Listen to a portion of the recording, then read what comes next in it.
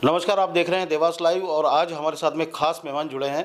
हमारे साथ में पंडित रितेश त्रिपाठी आए हुए हैं आज हमारे यहाँ पर और वो देवास के लोगों से अपनी कुछ बातें रखना चाहते हैं। सामाजिक काम हो या राजनीतिक काम हो, हर तरह के काम में लगातार संघर्ष कर रहे हैं इस समय और कई मुद्दों को जोर शोर से भी उठा रहे हैं। पंडित जी, आपका स्वागत है देवास लाइव के धन्यवाद। स्टूडियो में। और क्या मुद्दे हैं ऐसे जो आप जनता के सामने रखना चाह रहे हैं? आप लगातार मेरे ख्याल में नर्मदा के लिए काम कर रहे हैं और कई ऐसे सामाजिक मुद्दे हैं जो आपके द्वारा उठाए गए हैं और कंटिन्यूस मेहनत कर रहे हैं अभी लगातार और नज़रों में भी खूब आ रहे हैं इस समय। और इसके पहले ज़्यादा मतलब इतने ज़्यादा नज़र नहीं आते थे, लेकिन अभी आपकी जो गतिविधियां हैं बहुत ज़्यादा एक्टिव हैं। पहले भी नज़र थी, पर पहले ग्रामीण क्षेत्र में ज़्यादा काम किया है। और जब नर्मदा कांग्रेस की सरकार बनी कमलनाथ जी की, तो आदरणीय दिग्विजय सिंह जी से मैंने निवेदन किया कि हमारा पानी तो गुजरात चला जाएगा। तो उन्होंने कहा मैं क्या कर सकता हूँ। आदरणीय दिग्विजय सिंह जी बोले, मैंने कहा आप हनी बघेल जी माननीय मंत्री जी को बोलें और हमारे को जो गांव छूट गए हमारे देवास विधानसभा के समस्त गांव, और हमने बहुत त्रासदी भुगती है। देवास शहर में 15-15 दिन में एक दिन नल आया है। तो फिर नर्मदा देवास उद्गम परियोजना के नाम से डीपीआर तैयार की गई। फरवरी में डीपीआर बनी। देवास विधानसभा के गांव, हाड़ पिपलिया विधानसभा के गांव जो छूटे हुए थे, तराना, सोनकच्छ के जो 65 गांव अभी तक छूटे हुए हैं जो काली सिंध नर्मदा लिंक परियोजना में, सांवेर के कुछ गांव थे, 17 गांव इंदौर तहसील के थे, सिपरा किनारे के। तो ऐसे करके नर्मदा देवास उद्गम परियोजना बनी। पर सरकार के चले जाने के बाद फिर काफ़ी संघर्ष किया और कभी इधर जोड़ें कभी उधर जोड़ें। और जो स्थानीय जनप्रतिनिधि थे उनसे भी निवेदन किया कि आपकी अब सरकार आ गई है, 24 में पानी गुजरात चला जाएगा, मध्य प्रदेश के हिस्से का पानी का उपयोग होना चाहिए। तो सब लोगों ने उस समय मजाक में भी लिया। हमारे विपक्ष के साथ सरकार में बैठे जनप्रतिनिधियों के साथ साथ हमारे भी कुछ साथियों ने उसमें मजाक में ली कि नर्मदा ही ले आएंगे। तो हमने कहा आज़ादी की लड़ाई में गांधी जी और चंद्रशेखर आज़ाद, भगत सिंह जी भी एक एक ही व्यक्ति निकले थे।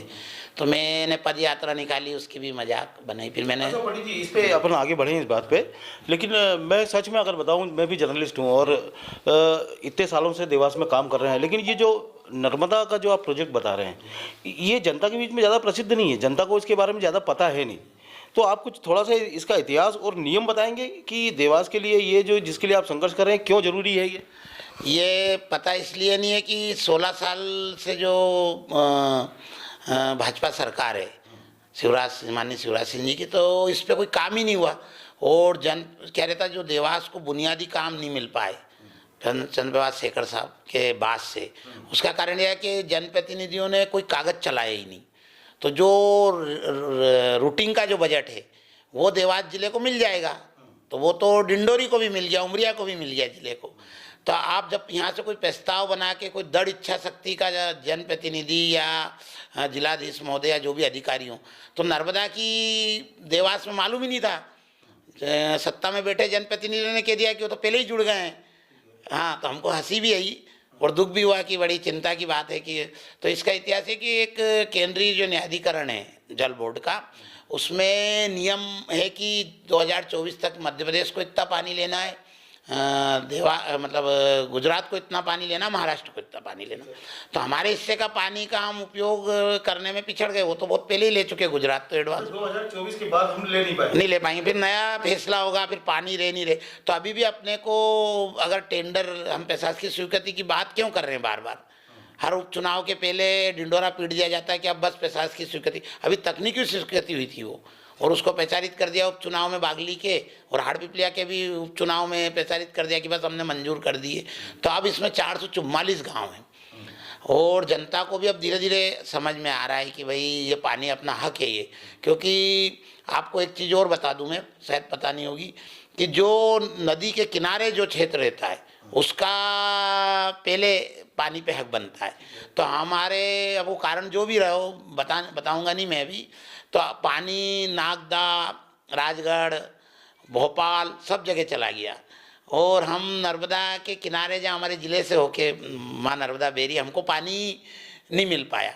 तो फिर विचार आया कि मेरे को इसके लिए संघर्ष करना चाहिए, और काफ़ी संघर्ष किया, अधिकारियों से बार बार मिले, सत्ता विपक्ष कोई जनप्रतिनिधियों से अपन ने अपनी झूठी वाई लूटने के लिए, खुद को क्रेडिट लेने के लिए नहीं, हमने उनको भी पत्र व्यवहार किया, माननीय बागली विधायक महोदय को, देवास विधायक महोदय को, सोनकच विधायक महोदय को, तराना विकास महोदय को। फिर रास्ता बहुत मुश्किल से निकला है, पर वो प्रशासकीय स्वीकृति नहीं हो रही है, तो चिंता का विषय है कि कब काम धरातल पे आएगा। तो अभी तक मतलब इसकी स्वीकृति अभी तक प्रशासकीय रूप से नहीं हुई है। अच्छा ये बताइए, इससे जनता को लाभ क्या मिलने वाला है? जनता को ये लाभ मिलने वाला है, एक तो जो बिजली और उत्तर भाग जो हमारा देवास विधानसभा के जो 72 राजस्व ग्राम है, वहाँ कोई बड़ी सिंचाई परियोजना वर्तमान में नहीं है, ना इतने बड़े तालाब है, और वाटर लेवल जो 72 ग्राम है उत्तर भाग के जो देवास विधानसभा के, बहुत नीचे हो गया, वो सबको पता है। तो किसान की आर्थिक उसकी महंगी पड़ी ना, उसको 600 फीट से पानी निकालेगा, फिर मौसम भी नहीं मिल पाएगा, जल्दी बोना पड़ता है गेहूँ, रबी की फसल उसको जल्दी बोना पड़ी किसान को। तो अन्नदाता को प्रत्यक्ष लाभ है उससे, और बहुत पहले पानी आ जाना था देवास विधानसभा में, सिंचाई के लिए भरपूर भरपूर, और पेयजल के लिए भी ना भाई, और लाइट की, और जो अभी जो 8 घंटे 10 घंटे मिल रही, रात को भागना पड़ रहा है, फाल्ट हो रही, मोटरें जलती, मतलब आर्थिक रूप से उस फायदा ही फायदा है अन्नदाता बन। लेकिन एक बात बताइए त्रिपाठी जी, चूंकि नर्मदा जो है घाटी में बहती है, बहुत नीचे बहती है, मालवा ऊंचाई पर है, और इंदौर में और देवास में जो पानी लाया गया वो पाइपलाइन के माध्यम से लाया गया है, और उसके बारे में बताते हैं कि उसको ऊपर चढ़ाकर लाना, नदियों में डालना, ये एक महंगा सौदा है। ऐसे में सिंचाई के लिए नर्मदा का पानी लेके आना वो कितना महंगा पड़ेगा? नहीं, वो महंगा नहीं पड़ेगा। आप उद्योगपतियों के अरबों खरबों रुपए के टैक्स माफ कर रहे हो। अभी किसानों के साथ यही तो हो रहा है इस देश में।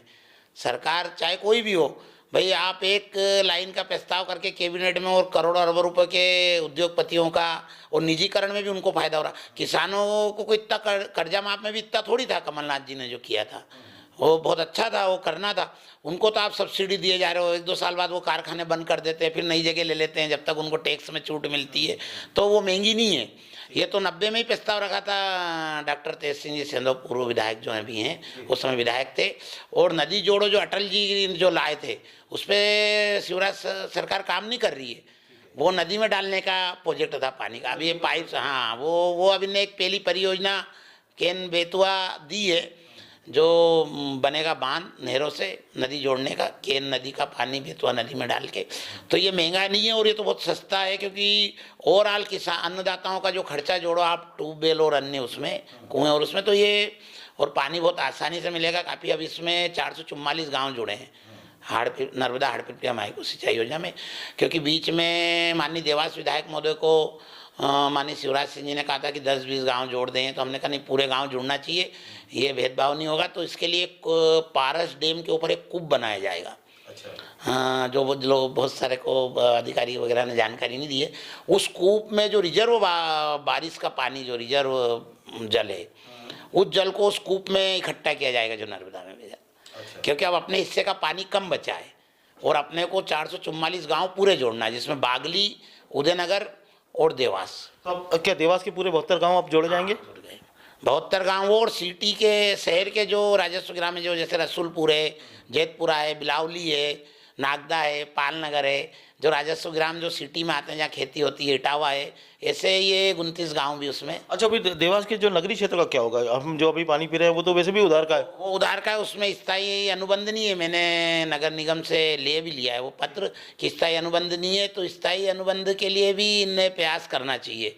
और जो डैम है, डैम चाहे नगर पालिका निगम ने बनाया, पर वो डैम पे जो पानी भरा है उस पर अधिकार जल संसाधन विभाग का है, वो पैसा भी मांग रहे हैं, और वो स्थायी अनुबंध का भी कह रहे हैं। तो माना जाए तो आप जो लगातार इसके लिए संघर्ष कर रहे थे, कुछ हद तक आपका संघर्ष पूर्ण हुआ है? इसमें संघर्ष में हुआ कि देवास विधानसभा के पूरे गांव जुड़ गए, जो ग्राम जुड़ गए, हाड़पिपलिया विधानसभा के पूरे गांव जुड़ गए, बागली और उदयनगर तहसील का एक भी गांव हमने नहीं कटने दिया। अभी संघर्ष जिले के लिए और है, जो हंडिया बैराज बनी है खातेगांव विधानसभा और हरदा के लिए, उसकी भी प्रशासकीय स्वीकृति होने के बाद भी टेंडर नहीं लग रहे हैं। तो जो काम 15 महीने में कमलनाथ जी की सरकार ने पानी के लिए किया, वो, और गौशाला का भी हम काम कर रहे हैं, जो 1000 गौशाला भी बन गई उस समय, तो उस काम को इस सरकार के आने के बाद धीमी गति हुई। अब केन बेतुआ परियोजना आ रही है, 7 साल माननीय मोदी जी का शासनकाल और 16 साल शिवराज सिंह जी के साथ। उसके बाद नहीं तो उसके पहले सरदार सरोवर, ओमकारेश्वर, जितनी परियोजना जो बिजली की हो रही है कांग्रेस के समय शुरू हुई और पूर्ण हुई है। अब ये तो कोई पहली राष्ट्रीय परियोजना लाए हैं मोदी जी, जो अभी केन बेतवा की परसों इन्होंने दी है, उमा जी भारती ने भी उठाया था वो। बाकी तो भाखड़ा नागल बांध है, और वो जो बताते हैं कि पहले कुछ नहीं हुआ, तो ये कोई कागज़ के थोड़ी जो अभी चिपका दिए। तो बहुत आधुनिक भारत के निर्माण में उस समय परिस्थिति भी ऐसी थी कि इतना साधन भी नहीं था, इतना राजस्व भी नहीं था, और बड़ी विकट परिस्थिति से देश धीरे धीरे आया है। तो अब एकदम तो कोई सिंगापुर बन नहीं सकता है, मलेशिया बन नहीं सकता है। चलिए, अच्छा, ये नर्मदा के लिए संघर्ष आपका कम से कम जनता के काम आ रहा है, और भी आप बहुत सारी चीज़ों में अभी इन्वॉल्व हैं इस समय। और मेरे ख्याल में जो ओवरब्रिज बन रहा है रेलवे का, आरओबी बन रहा है मेंढकी रोड पर, उसकी भी आप लोगों ने मांग की है, बल्कि आप लोग कांग्रेस ही है और उसकी मांग की कि स्वर्गीय कैलाश जोशी जी के नाम पर हो जाए। इसका क्या कारण, इसके पीछे क्या है? इसके पीछे कोई कारण नहीं है। वो मध्य प्रदेश के मुख्यमंत्री रहे, आदिवासी बहुल्य सीट से 6-7 बार विधायक रहे, और काफ़ी संत स्वरूप उनका जीवन रहा, और उस क्षेत्र में निवास भी रहे उनका, और उनकी चिर स्थायी स्मृति में बनी रहे, और आने वाली पीढ़ी को मिले कि हमारे देवास जिले का सौभाग्य था कि यहाँ से मुख्यमंत्री बने। तो वो दलगत राजनीति से ऊपर है। हम तो प्रकाश चंद्र सेठी जी की मांग भी बहुत दिन से कर रहे हैं, मधुमिलन चौराहे, टाटा चौराहे, क्योंकि इंडस्ट्री एरिया और देवास को विश्व मानचित्र में चमकाने वाले बीएनपी की सौगात देके स्वर्गीय चंद्रप्रभाष सेठी जी, तो उनकी भी हम तो प्रतिमा की मांग कर रहे हैं। और हम तो चाहते हैं कि उस ब्रिज का नाम भी हो, नामकरण हो, उस सिविल लाइन मार्ग का नाम भी हो, और एक अच्छी बढ़िया प्रतिमा उपयुक्त उचित स्थान पर आदरणीय पूजनीय हमारे कैलाश जोशी जी की लगे। उसमें कोई राजनीति एजेंडा नहीं है, ना कोई हमारा किसी उनके पूर्व मंत्री दीपक जोशी जी से कोई हमारा इस मामले में चर्चा हुई हो। ये तो हमने भावना व्यक्त की कि जो भी जिस अच्छा, दिग्विजय सिंह जी ने भी पत्र लिखा है इसके लिए? मैंने एक पत्र की प्रतिलिपि उनको भी दी थी, क्योंकि मैं उन कांग्रेस पार्टी की विचारधारा के साथ उनको उनके जो संवेदनशीलता और जो कार्य करने की पद्धति है आदरणीय दिग्विजय सिंह साहब की, उससे मैं बहुत प्रभावित हूँ। क्योंकि कोई भी कुछ बोलता है तो मैं बोलता हूँ कि एक बार उनकी कार्य प्रणाली उनके बंगले पे और जहाँ भी हैं देखें कि वो कितने संवेदनशील हैं आम आदमियों के प्रति। देश के 10-12 मुख्य नेताओं में उनका नाम आता है, और उन्होंने 10 साल के मुख्यमंत्री कार्यकाल में और इसमें कोई दाग नहीं लगाए, तो वो भी कोई संत से कम नहीं है। उन्होंने भी, और पक्के सनातन धर्म को मानने वाले हैं। वो ये बात अलग है कि वो रोड पे चिल्लाते नहीं है जय जय सिया राम, तो उनको लोग अधर्मी भी कह देते हैं। हाँ। अच्छा, आप जो है लगातार देवास में भी आप और भी मुद्दे बताएंगे जो आप लगातार उठा रहे हैं, लेकिन आपकी कार्य करने की जो शैली अभी तक हमने देखी है वो ऐसी है जैसे चुपचाप काम करने वाली है ना। जैसे नेता शोबाजी करते हैं, शो ऑफ करते हैं हर काम का। तो क्या भविष्य में आपको कोई राजनीतिक लाभ नहीं लेना है? इसका क्या कारण क्या है? क्योंकि अभी जो आपके जो प्रयास हैं लगातार मुद्दों को उठाने को लेकर, वो प्रयास अच्छे हैं काफ़ी, और लोगों के बीच में संदेश भी अच्छा है। तो क्या राजनीतिक रूप से आप ऐसे चुपचाप ही काम करते हैं क्या? हाँ, मैं हमेशा जिला पंचायत से मैंने ग्रामीण क्षेत्र में भी लोधरी में मनरेगा से स्टाफ डैम बनवाए, भूमि संरक्षण अपने हार्टिकल्चर से भी ग्रामीण क्षेत्र में भी काफ़ी काम किया, और जो भी मदद अपने से बनती अपनी हैसियत के से बाहर जाके भी अपन समाज के जो पीड़ित और अंतिम पंक्ति में खड़े हैं लोग हल्ला करते हैं, मैंने हल्ला नहीं किया है, स्वभाव भी नहीं है, और दलगत भी मैंने कभी ऐसी भावना नहीं रखी, ना ऐसा गुट का रखा जो आमतौर पे होता है। क्या कुछ लोग नाराज तो हैं? नहीं, वो लोग नाराज है, पब्लिक नाराज थोड़ी, जनता थोड़ी नाराज है। आपके कांग्रेस के कुछ लोग तो वो होंगे ना नाराज, वो इसलिए होंगे। मेरे को विवेका में आपको बताना चाह रहा था, अच्छा प्रश्न किया आपने, कि जब मैं नर्मदा का लेके निकला तो युवक कांग्रेस के मेरी पूरी टीम, हिम्मत सिंह चावड़ा, दिग्विजय झाला जी और दीपेश कानूंगो और ये सब लोगों ने कहा कि हम भी साथ रहेंगे, नईम अहमद। तो इसके बाद जब हम निकले तो उन्होंने कहा 10 ही लोग हैं और इनको कोई पानी मत पिलाना, ये करना, वो सारी बातें हुई। तो मैंने विवेकानंद जी को मैंने काफ़ी पढ़ा है और पढ़ता हूँ। तो पहले किसी भी काम का उपहास उड़ाया जाता है विवेकानंद जी का, फिर धीरे धीरे उपहास के बाद जब वो थक जाते हैं उपहास उड़ाने वाले, तो फिर वो थोड़ा सा हंसी के बाद वो विरोध करते हैं। फिर विरोध के बाद भी जब देखते हैं कि सामने वाला तो काम करते ही जा रहा है, तो फिर उसको स्वीकृति देते हैं। तो अब वो नर्मदा का भी तो जिस दिन प्रशासकीय स्वीकृति होगी, भाई हम तो सबसे कह रहे हैं कि अगर हम गलत हैं या हम नकली हैं, तो आपने देवास जिले में के लिए क्या क्या काम किया। पांचों विधानसभा के विधायकगण और किसी भी पार्टी के हों, भाई आपने जनता के हित के लिए कौन सी बात की और कब पेपर पे आप कागज पे कब आए, ये आप लोगों के, ये आपका भी दायित्व बनता है ना, मीडिया का भी दायित्व बनता है। भाई उनसे पेपर लें कि भाई अगर वो गलत हैं, रितेश जी तो बताएं हो कि आप लोगों ने कब प्रयास किया। भाई खाली पेपर में विज्ञप्ति लगाने से और उससे मैं उस पर विश्वास भी नहीं करता हूँ, ना मैं दोषारोपण करता हूँ। हाँ, पर मेरे को बड़ा मन में है कि जो धार झाबुआ में, डिंडोरी में, उमरिया में, शहडोल में जो व्यवस्था है, वो व्यवस्था हमारे को अस्पताल का भी आपने कहा, मैंने अस्पताल का ट्रामा सेंटर में उसके लिए धन संग्रह कर रहा हूँ CR मशीन के लिए। भाई आपने 2 करोड़ रुपए जॉन डियर ने दिए, करोड़ों रुपए आपने कायाकल्प कर दिया। वो दीवार को चमकाने से क्या होगा जब मरीज के लिए वहाँ मशीन ही नहीं है। अब एक टाका आया या तो इंदौर या प्राइवेट, तो मेरा ट्रामा सेंटर देवास शहर में जो इंदौर से 20-30 किलोमीटर दूर है, वहाँ ट्रामा सेंटर नहीं होना जिला अस्पताल में बड़ी दुखद बात है। और शर्म भी आती है कि अपन कैसे कह दें कि हम देवास से, इंदौर से 30 किलोमीटर दूर हैं। हमारी सोच, हमारे कार्य करने की पद्धति, ये हमको इन चीज़ों से, जो हम बुनियादी काम नहीं कर पाए इस शहर के लिए, छोटे मोटे उद्योग 90 से अभी तक 2000 बंद हो गए देवास में। तो मेरा यही कहना है कि भाई आप बुनियादी काम तो बताओ। 2 हाई सेकेंडरी स्कूल थे बच्चियों के, आप अब CM राइज, तो भाई जनप्रतिनिधि और हमारे स्थानीय जो जिलाधीश महोदय हैं, जिला शिक्षा अधिकारी, जिला पंचायत CO हैं, इनको भाई दूसरे अन्य जो शासकीय स्कूल जीर्ण शीर्ण पड़े हैं, 1 साल एक परिषद आ रहा है, तो उनमें उनको अपग्रेड करो। तुम मॉडल स्कूल तो सक्सेस है, पूरे प्रदेश में हजारों लोग मॉडल स्कूल से, गरीब बच्चे अच्छे पदों पे जा रहे हैं। ये माननीय शिवराज सिंह जी को भी मालूम है, माननीय देवास कलेक्टर महोदय को भी मालूम है, माननीय विधायक और सांसद महोदय को मालूम है। वो दिग्विजय सिंह जी के कार्यकाल का उत्कृष्ट विद्यालय खोलना सबसे अच्छा डिसीजन था, है ना, सबसे अच्छा 100 में से 100 अंक, उसमें बहुत गरीब बच्चों को फायदा मिला है। जबकि अब तो एडमिशन के लिए परीक्षा होती है। हाँ, परीक्षा होती है, अरे वो तो बहुत अच्छा। तो मेरा बार बार आपने देखा होगा, मैं कह रहा हूँ कि भाई CM राइज जो तुम ला रहे हो, तो तुम उन्हीं मॉडल और उसी बिल्डिंग को डिस्टर्ब कर रहे हो। जैसे अलॉट पाएगा है, बहुत सारी बिल्डिंग है, पूरे प्रदेश की बात कर रहा हूँ, जिले की। आप तहसील स्तर पे भी जो, तो आप अतिरिक्त सुविधा दो ना बच्चों को, नया स्कूल खोलो ना। जब आप वाई लूट रहे हो, हाँ, बने बनाए को, और उसको डिस्टर्ब कर रहे हो आप। जो बजट आएगा, जो पुराना सिस्टम चल रहा है वो बजट और ये बजट, तो मतलब 16 साल में आपने शिक्षा का तो बिल्कुल सत्यानाश ही कर दिया। इसी प्रकार 16 साल में अगर एक भी शासकीय गौशाला, हिंदूवादी सरकार है भाजपा, उसमें कोई दो मत नहीं, वो अपने आप को हिंदूवादी सरकार कह रहे हैं, कोई तकलीफ नहीं मेरे को। आप एक गौशाला भी बता दो, रिकॉर्ड 15 महीने में 1000 गौशाला, 700 तो सरकारगिरी जब चालू हो चुकी थी। और इतना अच्छा मनरेगा से वो कंसेप्ट है कि वहाँ जैविक खाद, गौमूत्र और देसी गाय, आप तो बताओ ना, आप कि एक भी गौशाला आपने 16 साल में बनाई हो। एक आपने जो अभयारण्य बनाया, वहाँ क्या स्थिति सबको बताया। गो कैबिनेट सरकार वापस आपने बनाई, तोड़ मरोड़ के गो कैबिनेट का गठन करा। वो गो कैबिनेट भी आज तक एक मीटिंग के बाद औपचारिक हो गई।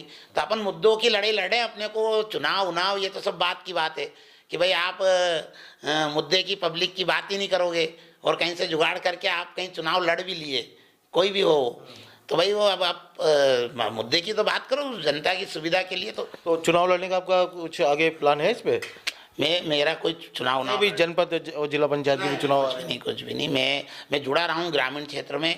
पंचायती राज जब से शुरू हुआ, गंगाबाई पहली अध्यक्ष बनी जिला पंचायत की, और जब से ही अपन ने अपने सहयोगियों को चुनाव में मदद भी की और सब प्रकार की मदद की उनको।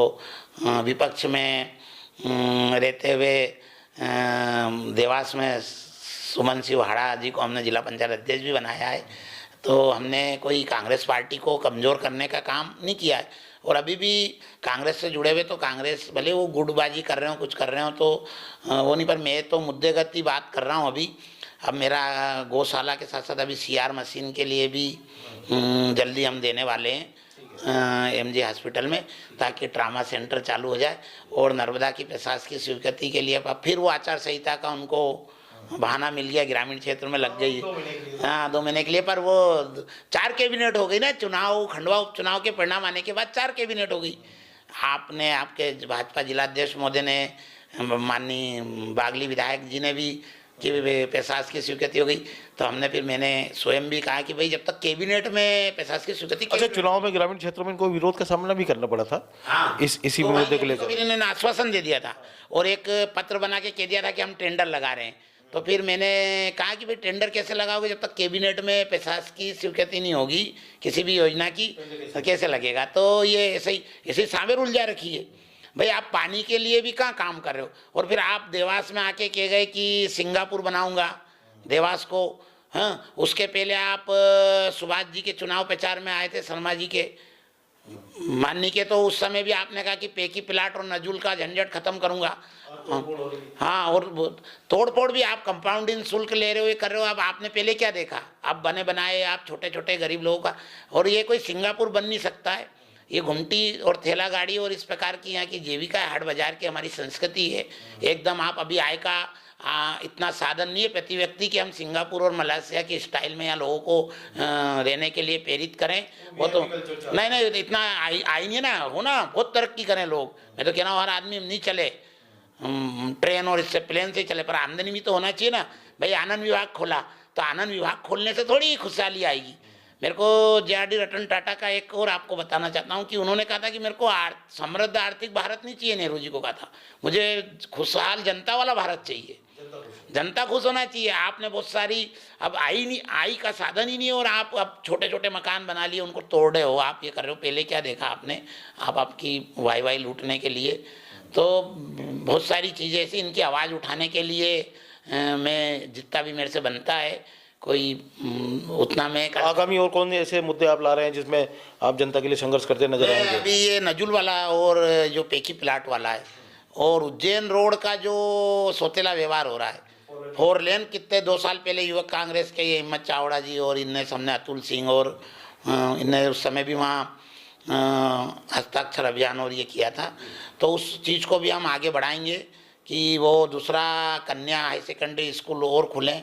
अमोना और इस क्षेत्र में नहीं है, सिर्फ राधा भाई और चिमना भाई आज़ादी के बाद से 2 ही हाई सेकेंडरी स्कूल हैं, है ना। और अपना आपका जो जीडीसी है, इसमें बहुत सारी सुविधा बच्चियों के लिए नहीं है। हाँ, मास्टर डिग्री भी नहीं है। वो लीड कॉलेज है, उस पर बहुत दबाव है केपी कॉलेज पे, और बहुत से ऐसे परिवार भी रहते हैं कि जो को एजुकेशन को आज भी पसंद नहीं करते हैं। और उसके लिए हम जीडीसी के लिए भी अभी थोड़ा सा जानकारी करके, और उस पर भी मास्टर डिग्रियां हमारी छात्राओं के लिए, कन्याओं के लिए शुरू हो। तो बहुत सारी मुद्दे हैं, वो समय समय पे आपको बताएंगे। अभी तो हम नजूल, सीआर मशीन के बाद नजूल और नर्मदा का, तो जब तक खेतों में टेंडर लग के पानी नहीं आए, जब तक हमारा संघर्ष, और गौशालाएं जब तक सुचारू रूप से चालू नहीं हो तब तक गौशाला का तो चलता रहेगा। पर अब सीआर मशीन और आपका ये पेकी और नजूल, ये हमारा अभी ताज़ा रहेगा। और आप सबके सहयोग से और देवास की जनता के आशीर्वाद से हम इन मुद्दों में भी तो ये थे पंडित रितेश त्रिपाठी। और मैं आपको बता दूं कि लोग भले इन्हें बहुत ज़्यादा जानते ना हो अंदरूनी तौर पर, लेकिन इनकी पकड़ बहुत ज़ोरदार है राजनीति में। और जहाँ तक हमको मालूम है, जो हमारे सूत्र बताते हैं कि बड़े नेताओं में इनकी अच्छी घुसपैठ है और अच्छी बैठक है इनकी। और तो देवास के लिए अब लगातार ये चैतन्य हुए हैं और कई मुद्दों पर इस समय संघर्ष कर रहे हैं, और उन संघर्षों में इनको विजय भी प्राप्त हो रही है। बहुत अच्छी बात है, अगर आप जनता के लिए संघर्ष करते हैं तो जनता आपको रिकॉग्नाइज करती है, और नेताओं का काम भी यही होना चाहिए कि आप जनता के लिए लगातार करें, उनके हित के मुद्दे को उठाएं। और एक बहुत अच्छी बात आपने कही इस समय कि हम लोग वीआईपी देश नहीं है, अभी हमारे आय के साधन इतने नहीं हैं, हम लोग सिंगापुर अभी नहीं बन सकते, लेकिन कम से कम जनता प्रसन्न रहे और खुशहाल रहे। यही हाल फिलहाल में भारत में अगर हो जाए तो काफ़ी है। अगर ऐसी सोच आप रखते हैं तो ये सोच जनता के प्रति काफ़ी अच्छी है। और आप हमारे स्टूडियो में आए और आपकी बात आपने रखी, आपका बहुत बहुत धन्यवाद, शुक्रिया। आप सभी दर्शक हमारे साथ में जुड़े, आपको ये कार्यक्रम कैसा लगा आप हमें कमेंट के माध्यम से ज़रूर बताइए। अगर आप फेसबुक पर देख रहे हैं तो हमारे पेज को फॉलो कीजिए, अगर आप यूट्यूब पर देख रहे हैं तो हमारे चैनल को लाइक कीजिए, सब्सक्राइब कीजिए और उसको बेल आइकन जरूर प्रेस कीजिए। और इसका फीडबैक आप हमें ज़रूर दीजिए। हम ऐसी शख्सियतों को अपने स्टूडियो में बुलाकर उनसे उनकी बात को जो है आपके बीच में पहुंचाने का प्रयास करते रहेंगे। आप सभी लोग जुड़े, बहुत बहुत धन्यवाद।